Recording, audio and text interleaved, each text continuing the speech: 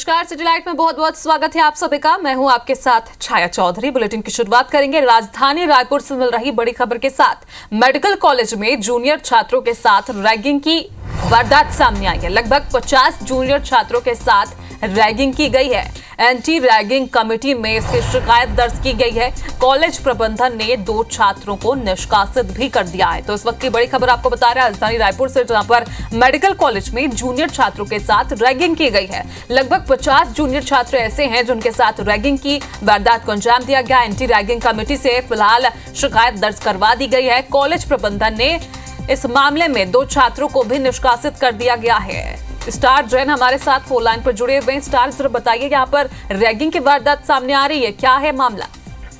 देखिए, आपको बता दो कि एक जानकारी मिली थी, मेडिकल कॉलेज का मामला है, जहां 2 सेकेंड ईयर के जिन छात्र है वो अपन रैगिंग लिए 50 बच्चों की करीब रैगिंग की जानकारी मिली है, रैगिंग ली गई थी और एंटी रैगिंग कमेटी में इसकी शिकायत की गई थी। और एंटी रैगिंग कमेटी जो है उसने पूरे मामले की जांच की और जांच के बाद शिकायत सही पाई गई, जिसके आधार पर 2 छात्रों को फिलहाल 10-10 दिन से सस्पेंड कर दिया गया है। और सस्पेंशन लेटर में जो जानकारी दी गई है कि 10 दिनों में इनके सस्पेंशन के दौरान इन्हें किसी प्रकार की क्लिनिकल ट्रेनिंग हॉस्पिटल अटेंड करने की अनुमति नहीं रहेगी।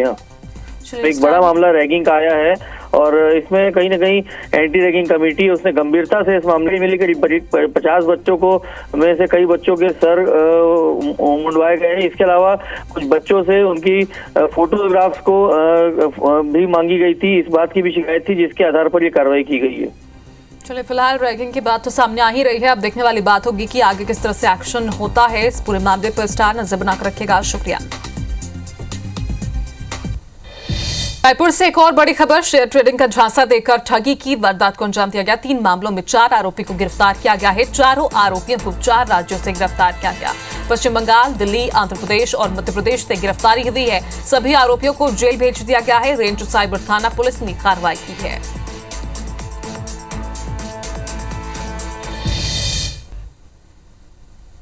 तो भिलाई एनकाउंटर मामले में एक बड़ा अपडेट आया है। दुर्ग पुलिस और फॉरेंसिक टीम ने मेटल डिटेक्टर से सर्चिंग की। इस दौरान क्राइम सीन पर करीब 8 बुलेट के खोखे भी जब्त हुए हैं। साथ ही पुलिस गाड़ी जब्त कर भिलाई नगर थाने लाई गई, जिस पर अमित जोश ने गोलियां दागी थी। मामले में पूरा अपडेट आप तक पहुंचा रही हैं IBC 24 की संवाददाता कोमल धनेसर। अमित जोश एनकाउंटर मामले में एक फिर नया अपडेट आया है। अपडेट ये है कि आज फिर से क्राइम सीन पर मेटल डिटेक्टर से जांच कराई गई है। टीम आज पुलिस की वहां पहुंची हुई थी, फॉरेंसिक की टीम थी, साथ में तो स्कॉर्पियो जिसमें गोली लगी थी वो स्कॉर्पियो अब भिलाई नगर थाने में आ चुका है। और देखिए, गाड़ी को यहाँ पर लाया गया है। साथ ही आपको बता दूं कि एक बड़ा अपडेट इसमें यह है कि जो कल अमित जोश का पोस्टमार्टम हुआ था, पोस्टमार्टम की रिपोर्ट हालांकि पुलिस ने अभी उसका खुलासा नहीं किया है, उसे सार्वजनिक नहीं किया, लेकिन जो सूत्र बताते हैं कि अमित जोश को 10 गोलियां लगी थी और ज्यादातर गोलियां उसे कमर के नीचे यानी पैर और जांघ पर लगी हुई है। जो पुलिस की टीम ने, जो क्राइम ब्रांच DSP ने की ओर से जो पिस्टल यूज की गई थी उसे भी जब्ती बनाई गई है। अमित जोश के हाथ में जो पिस्टल थी मरते वक्त जो क्राइम सीन में बरामद की गई थी उसे भी जब्ती बनाई गई है, ताकि सारी जो इन्वेस्टिगेशन है वो लगातार पूरी हो सके। लगातार इसमें अपडेट मिल रहा है और हो सकता है दुर्ग पुलिस कल पोस्टमार्टम रिपोर्ट आने के बाद इस बात का खुलासा भी करेगी कि अमित जोश को कितनी गोलियां भी लगी थी। इधर मध्य प्रदेश की राजधानी भोपाल में एक कारोबारी और उनके परिवार को डिजिटल अरेस्ट से छुड़ाने की कार्रवाई पुलिस ने की है। ये देश और प्रदेश की संभवतः पहली लाइव कार्रवाई है। भोपाल पुलिस को जानकारी मिली कि एक कारोबारी और उनके परिवार को डिजिटल अरेस्ट किया गया है। आरोपियों ने परिवार से कहा कि बाहर जाओगे तो आपको पुलिस अरेस्ट कर लेगी। इसके बाद कारोबारी का एड्रेस बताकर पुलिस मौके पर पहुंची। पुलिस को आता देख आरोपियों ने मोबाइल डिस्कनेक्ट कर दिया।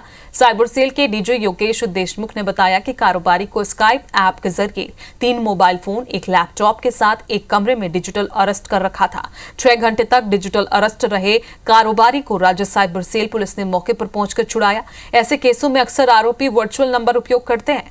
वीडियो कॉल करके आरोपी अपने आप को CBI और ED का अधिकारी बताते हैं, जबकि डिजिटल अरेस्ट नाम का कुछ नहीं होता है। इससे घबराने की जरूरत नहीं है। मेरे को फोन आया, टेलीकॉम रेगुलेटरी अथॉरिटी से बोल रहे हैं कि आपका आधार कार्ड यूज़ करके किसी ने फ्रॉड आपका सिम लिया है। MP की साइबर क्राइम डिपार्टमेंट को कांटेक्ट किया। उनके 2 ऑफिसर श्री सचिन और उनके पार्टनर आए, एक फ़ोन कॉल में वो सारे फ्रॉडस्टर भाग गए, मेरा कोई पैसे का नुकसान नहीं हुआ। प्रधानमंत्री भारत के उन्होंने भी सभी को सुझाव दिया है और समझाइश दी है कि डिजिटल अरेस्ट नाम की कोई चीज़ होती नहीं है, किसी से कोई घबराने की जरूरत नहीं है। कोई आपको फ़ोन करता है, बताता है कि आपका नाम ऐसे ऐसे अमुक अपराध में आ गया है, आप सीधे जाइए संबंधित एजेंसी में जाइए, वेरीफाई करवा लीजिए। ग्वालियर के बहुचर्चित डिजिटल अरेस्ट मामले में आरोपियों और फरियादी में समझौता हो गया है। इस कारण हाईकोर्ट ने 10 आरोपियों को क्लीन चिट दे दी है और उनके खिलाफ एफआईआर निरस्त कर दी है। इस मामले के 2 आरोपी फिलहाल जेल में हैं, जबकि मुख्य आरोपी कथित महिला सुनीता कुमारी अभी तक फरार है, जिसे क्राइम ब्रांच पुलिस अब तक ट्रेस नहीं कर सकी। कोर्ट ने माना कि शिक्षिका को धमकाने वाली महिला मुख्य आरोपी है, बाकी आरोपियों से महिला का सीधा संबंध नहीं है। दरअसल इसी साल 13 और 14 मार्च के बीच मुरार के सीपी कॉलोनी में रहने वाले रिटायर्ड टीचर को डरा धमकाकर करीब 51 लाख ट्रांसफर करवाए गए थे। कोर्ट में महिला शिक्षिका ने कहा कि वो आरोपियों से अपने पूरे पैसे यानी 51 लाख रुपए प्राप्त कर चुकी है। उनकी उम्र अब इस लायक नहीं है कि वो कोर्ट के चक्कर लगा सके। आरोपियों से भी उन्हें कोई शिकायत नहीं है, इसलिए इस केस को खत्म कर दिया जाए। कोर्ट ने सुप्रीम कोर्ट के पहले के उदाहरण को ध्यान में रखते हुए इस केस को निरस्त करने का आदेश दिया। खुद आशा भटनागर की रिपोर्ट के अनुसार केवल एक सुनीता कुमारी उनके सामने आई थी। सुनीता कुमारी ने ये प्रोजेक्ट किया था कि वो एक महाराष्ट्र पुलिस की अफसर है जो मुंबई में पोस्टेड है, और उसी ने उनको डराया था, उन्होंने धमकाया था, और सुनीता कुमारी के डर की वजह से उन्हें रुपए दिए थे। मेन मुलजिम तो सुनीता कुमारी थी, जिसे पुलिस थाना क्राइम ब्रांच ट्रेस नहीं कर पाई, पकड़ नहीं कर पाई, और शायद इस सिलसिले में अभी उस सुनीता कुमारी को पकड़ने के लिए पुलिस की अनुसंधान जारी है।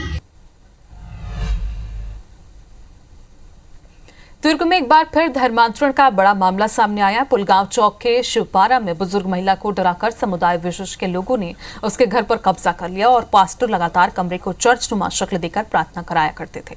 परेशान बुजुर्ग महिला ने बजरंग दल से इस घटना की शिकायत की, जिसके बाद बजरंग दल के कार्यकर्ता महिला के घर पहुंचे।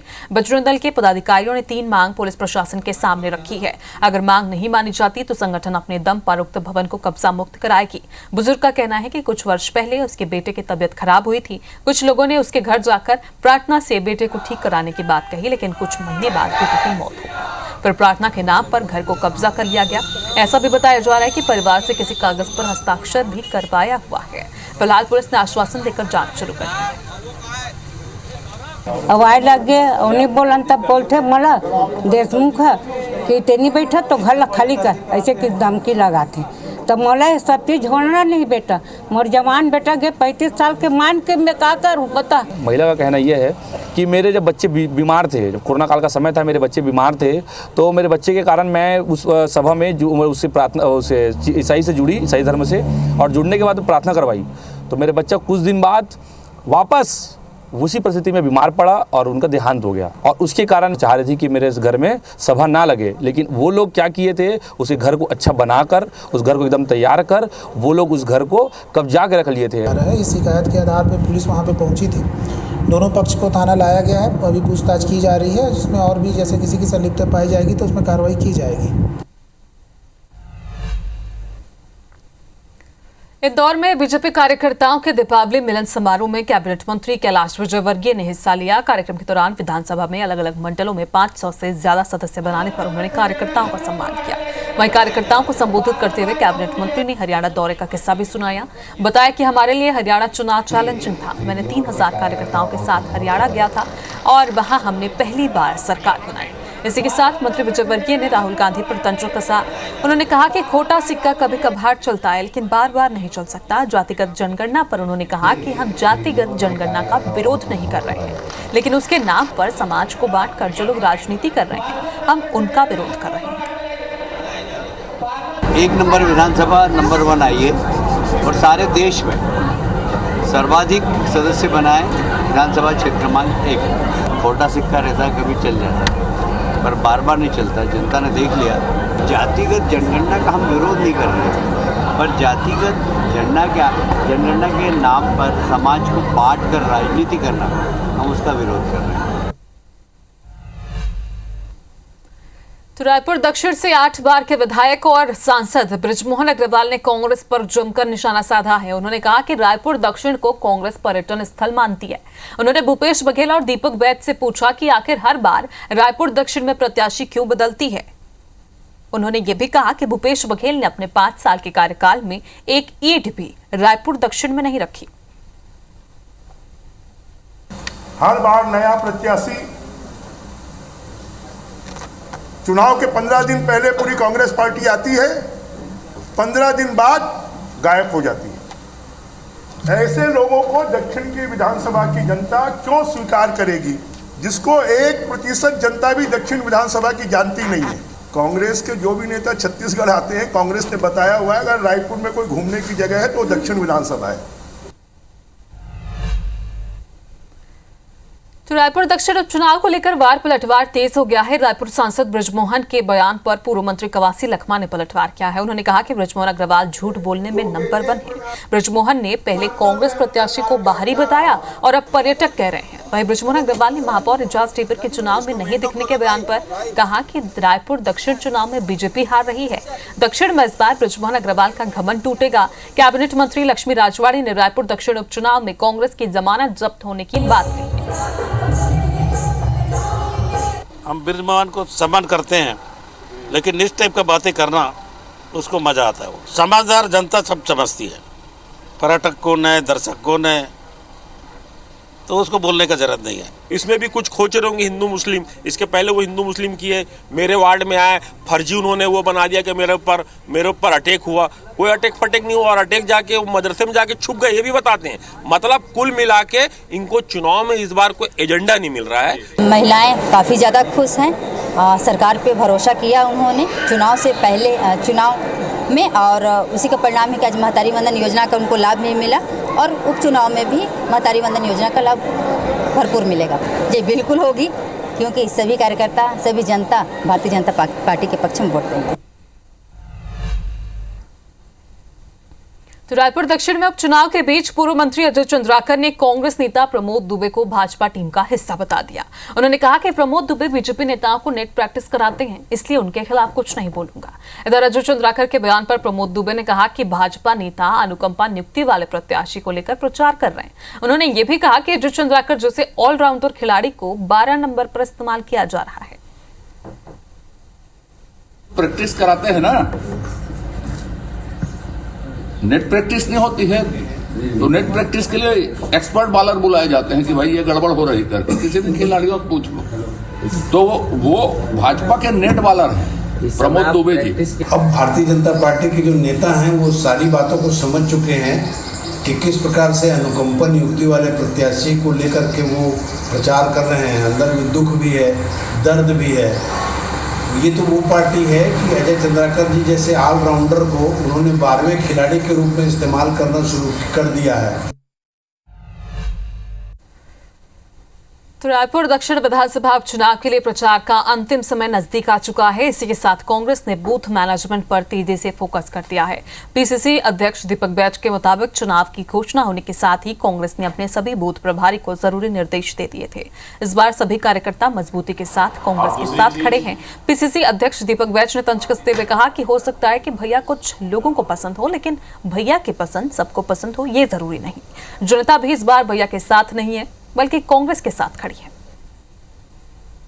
देखिए, हमारे कार्यकर्ता मजबूती से काम कर रहे हैं और भारतीय जनता पार्टी के अंदर क्या चल रही है वो तो सबको पता है, सबको पता है। इसलिए ठीक है, भैया को कुछ लोग पसंद करते थे, वहां तक तो ठीक है, लेकिन भैया का पसंद सबका पसंद होगा ये गारंटी नहीं है। तो राजधानी भोपाल के हिंदी भवन में आम आदमी पार्टी की नई कार्यकारिणी की बैठक हुई। यहां प्रदेश अध्यक्ष रानी अग्रवाल सहित प्रदेश संगठन के तमाम पदाधिकारी मौजूद रहे। बैठक में आगामी समय की रणनीति और प्रदेश में पार्टी के विस्तार पर चर्चा हुई। प्रदेश अध्यक्ष रानी अग्रवाल ने कहा कि जल्द ही प्रदेश स्तर पर पार्टी कई आयोजन करेगी। महिलाओं और बच्चों से जुड़े मामलों को लेकर जिलों में प्रदर्शन होंगे।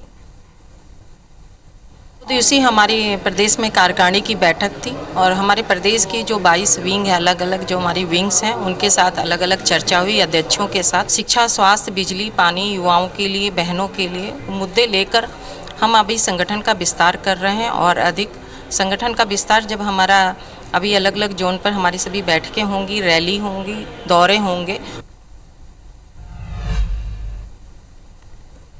तो वहीं जबलपुर नगर निगम की बिगड़ी वित्तीय स्थिति में सुधार नहीं हो पा रहा है। इस कारण जहां एक ओर शहर में विकास काम रुक गए हैं, तो वहीं वार्डों में भी विकास की गति धीमी हो गई है। पिछले 15 सालों में निगम ने आय के ऐसे स्रोत विकसित नहीं किए जिससे वो आत्मनिर्भर हो सके। पिछले साल लोन की किस्त चुकाने के लिए निगम को अपनी फिक्स्ड डिपॉजिट तोड़वानी पड़ी थी।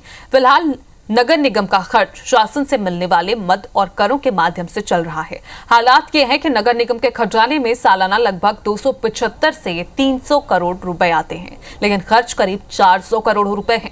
जबलपुर नगर निगम को इंदौर से सीखने की जरूरत है, क्योंकि इंदौर नगर निगम आय के स्रोत विकसित कर आत्मनिर्भर बन चुका है।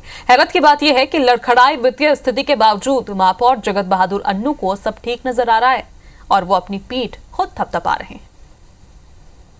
हम लोगों ने 17 करोड़ से ज़्यादा रुपए एडीबी में जमा किए, जो हमारी अंतिम किस्त थी। ये पुराना कर्जा है, लेकिन अभी हम लोगों ने चुकाया। हम लोगों ने एडवांस में 14 करोड़ रुपए के वेतन बांटे, 10 करोड़ रुपए के हमने आउटसोर्स की पेमेंट की। उसके अलावा हम लोगों ने 5 करोड़ का और भुगतान हम लोगों ने रूटीन का पेमेंट का किया। दीपावली के पहले अगर हम 40 करोड़ रुपए का भुगतान कर रहे हैं तो वित्तीय स्थिति खराब नहीं है, बहुत अच्छी नगर नहीं है। विकास कार्यों में कहीं कमी नहीं आएगी। रायपुर में आज हरे माधव दरबार के पंचम पीठाधीश साईं ईश्वर शाह साहेब का आगमन हुआ, जिन्होंने मानव सेवा को माधव सेवा बताते हुए परमार्थ के संदेश का प्रचार किया। हरे माधव परमार्थ सेवा समिति कटनी मध्य प्रदेश के इस आध्यात्मिक गुरु के आने से भक्तों में खासा उत्साह देखने को मिला। इस दौरान उन्होंने गायत्री मंत्र की महिमा भी बताई। इस अवसर पर वरिष्ठ भाजपा नेता और शिष्य प्रकाश बजाज के निवास पर सत्संग का आयोजन हुआ। सदगुरु ईश्वर शाह जी का आगमन रायपुर हुआ है। वे परमार्थ की शिक्षा देते हैं, समाज के अंदर में समरसता, भाईचारे की शिक्षा देते हैं। आज उनका आगमन छत्तीसगढ़ की राजधानी रायपुर में हुआ है। छत्तीसगढ़ के अपने शिष्यों को, अपने भक्तों को इस भूमि को आशीर्वाद देने के लिए वो आए हुए हैं। इधर जबलपुर में प्रॉपर्टी के दाम बढ़ गए हैं। नई बसाहट वाले इलाकों में सरकार के निर्देश पर एक साल में दूसरी बार कलेक्टर गाइडलाइन के तहत जमीन के दामों में 2.31% बढ़ोतरी की गई, जिसके बाद मकान और प्लॉट की खरीदी पर आम लोगों को सर्कल रेट के हिसाब से पहले से कहीं ज्यादा कीमत चुकानी पड़ेगी। जबलपुर जिले की जहां तक अपन बात करें तो 2696 टोटल लोकेशन है जहां पर रजिस्ट्रियां होती हैं। उसमें से 1100 से ज़्यादा लोकेशन पर ऑलरेडी कलेक्टर गाइडलाइन दर से अधिक दर पर दस्तावेज पंजीबद्ध हो रहे हैं। 1100 तो जगह नहीं बढ़ाना है, लेकिन 1100 में से या अपन 2696 में से केवल 190 जगह जो रेट हैं वो अपन प्रपोज किए थे, जो कि अभी ऐसी सूचना प्राप्त हुई है कि कल केंद्रीय मूल्यांकन समिति बैठक थी तो उसमें वो रेट अप्रूव हो गए हैं। दुर्ग संभाग में 16 नवंबर से होने जा रही आरक्षकों की भर्ती को लेकर पुलिस ने तैयारी कर ली है। भर्ती में शामिल होने वाले 76,000 से ज्यादा अभ्यर्थियों के दस्तावेज जांच, फिजिकल टेस्ट और नापजोप के लिए भिलाई के 1st बटालियन में तैयारी पूरी हो चुकी है। इधर दुर्ग एसपी जितेंद्र शुक्ला ने बताया कि नौकरी के नाम पर ठगी और पैसे ऐंठने वालों पर नकेल कसने के लिए हेल्पलाइन नंबर भी जारी कर दी गई है। साल के बाद पुलिस आरक्षक भर्ती आई है। दुर्ग पुलिस आरक्षकों की कमी से जूझ भी रही है। हम करीब 1/3 वैकेंसी हमारे यहाँ खाली है, तो उसका पुलिसिंग पे प्रभाव भी दिखता है और उनसे अपील और उम्मीद भी करती है, अनुरोध भी करती है कि किसी भी प्रकार के बहकावे में नहीं है। तो राजधानी भोपाल में बोनसाई आर्ट की अनूठी झलक देखने को मिली। यहाँ छोटे छोटे पॉट में बेहद खूबसूरत पेड़ तैयार किए गए हैं। ये पेड़ इंडोर से लेकर आउटडोर लोकेशन को न सिर्फ खूबसूरत बनाते हैं बल्कि हमें स्वच्छ और शुद्ध हवा भी देते हैं। IBC 24 की संवाददाता साक्षी त्रिपाठी ने प्रदर्शनी का जायजा लिया। कला हमारे इतिहास और धरोहर को सजो कर रखती है और आज हम अपने दर्शकों को ऐसे ही कला से रूबरू कराएंगे। इस वक्त हम मौजूद हैं राजधानी में और यहाँ पर आप देख सकते हैं कि ये जो सभी पौधे हैं ये बोंसाई आर्ट के फॉर्मेट में हैं। जी हाँ, बोंसाई आर्ट क्या होता है? बोंसाई आर्ट दरअसल एक ऐसा आर्ट फॉर्म है जिसमें पौधों को एक शॉर्ट फॉर्म में या फिर कहें कि बौने रूप में तैयार किया जाता है ताकि वो पेड़ बनकर भी ज़्यादा बड़े ना हो, एक पॉट के अंदर आ सके। अब यहाँ पर देखिए कितने क्रिएटिविटी के साथ जो है वो तुलसी का जो पौधा है वो यहाँ पर लगाया गया है। यहाँ पर हम बरगद का पेड़ भी देख सकते हैं। अक्सर बरगद की पेड़ हमने इतने विशालकाय बरगद की पेड़ देखे, लेकिन ये काफ़ी पुराना बरगद का पेड़ है और इसकी हाइट देखकर आप इसकी उम्र का अंदाज़ा बिल्कुल नहीं लगा पाएंगे। और इसके साथ ये जो कला की सुंदरता है ये बेहद ही आकर्षक और अद्भुत लगती है। ये आपने बनाए हैं? हाँ। क्या स्पेशल है इनमें? इनमें मेरी क्रिएटिविटी और नॉलेज है। नॉलेज है। तो ये इस आर्ट फॉर्म की सबसे अच्छी बात क्या लगती है आपको? कि ये बहुत सुंदर बने हैं। बिल्कुल। तो देखिए एक छोटी सी बच्ची उसने ये आर्ट सीखा है और वो अपने आर्ट को यहाँ पर दिखा रही है और इसका यही कहना है कि ये सारी चीज़ें जो हैं बेहद ही सुंदर लग रही हैं। और आप यहाँ हम अपने दर्शकों को दिखा दें कि यहाँ चारों तरफ आपकी जहाँ तक नज़रें जाएंगी बोंसाई आर्ट के अलग अलग फॉर्मेट्स दिखेंगे। और सबसे ख़ास बात यह है इनकी कि इन्हें आप इंडोर प्लस आउटडोर दोनों तरीके से इस्तेमाल कर सकते हैं, लेकिन हाँ इनकी केयर जो होती है थोड़ा एक्स्ट्रा केयरिंग होते हैं। कैमरा पर्सन संजय शुक्ला के साथ साक्षी त्रिपाठी, IBC 24 भोपाल। तो सैटेलाइट में फिलहाल अभी के लिए इतना ही। आगे देखिए एक बुलेटिन पूरा अपडेट। नमस्कार।